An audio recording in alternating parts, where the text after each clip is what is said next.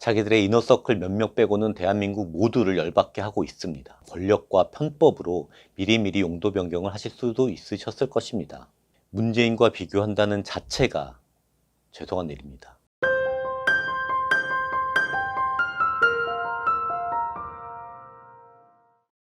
안녕하십니까. 발그네 광장의 김유조입니다. 요즘 LH 직원 땅 투기 때문에 논란이 많습니다. 그동안 여기저기 할 것 없이 땅값, 집값이 올라서 땅도 집도 없는 저로서는 상대적 박탈감에 속이 말이 아니었습니다. 근데 LH 직원의 땅 투기 뉴스에 부글부글 끓고 있던 저를 포함해 우리 국민들의 마음이 폭발해버렸습니다.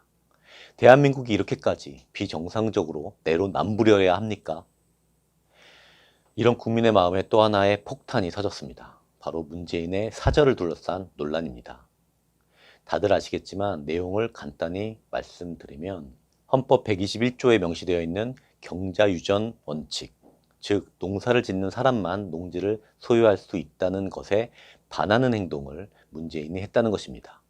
경호처를 포함해서 양산사저 부지가 약 1800평 정도인데 이 중에 많은 땅이 농지이기 때문입니다. 문재인의 소유만 보더라도 2020년 4월에 약 1200평 정도의 양산 땅과 주택을 구입했었는데 이 중에 약 550평이 농지라고 합니다.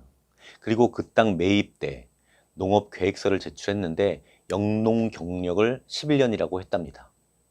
주말이나 휴가 때나 가끔씩 생각나면 풀 만지고 땅 파면 그게 농사인가 봅니다. 그러나 애초에 농사를 지을 목적도 아닌데 농지를 매입한 건 대통령 사저라는 특수성을 감안하더라도 문제 소지가 충분히 있다는 이야기가 계속 나왔었습니다. 그런데 근래에 농지를 대지로 형질 변경을 했고 형질 변경하면서 농지 보존 부담금 6,800여만 원도 이미 납부했다고 합니다. 야당에서는 농지 불법 편법 매입의 원조라고 하고 있고 청와대에서는 불법 편법 아니다 라고 합니다. 국민들은 LH 땅 투기 수법과 비슷하다고 하는데 문재인은 좀스럽고 민망스러운 일이라 그 정도만 하라고 합니다. 제가 땅도 집도 없어서 열받은 줄 알았더니 국민 대부분이 화가 나 있습니다.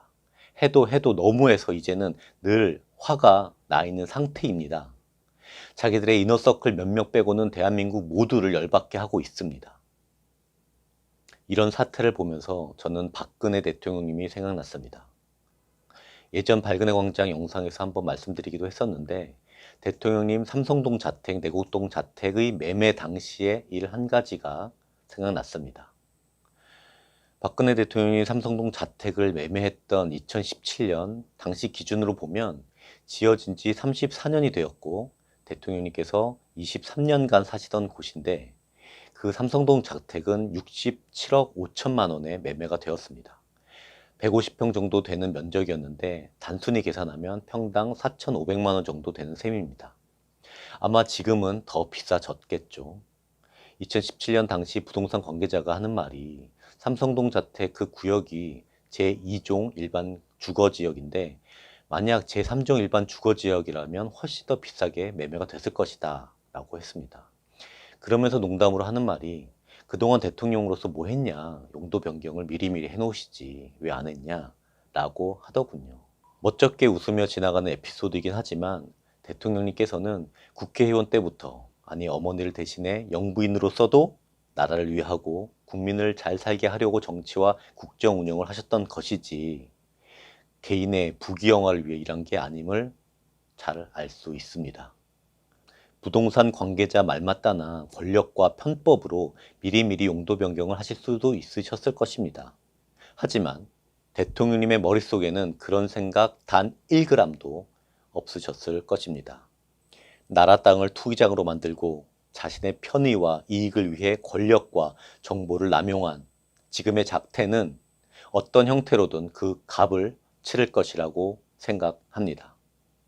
만약 박근혜 대통령님이시라면 지금과 같은 논란과 혼란을 주는 일 자체를 만들지 않으셨을 것이 분명합니다.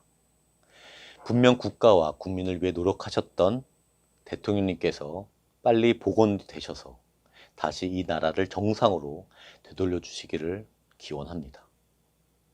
구독과 좋아요 눌러주시고 박근혜 대통령께서 하루빨리 자유의 몸이 되셔서 밝은의 광장으로 나오시는 그날까지 응원과 후원 부탁드립니다.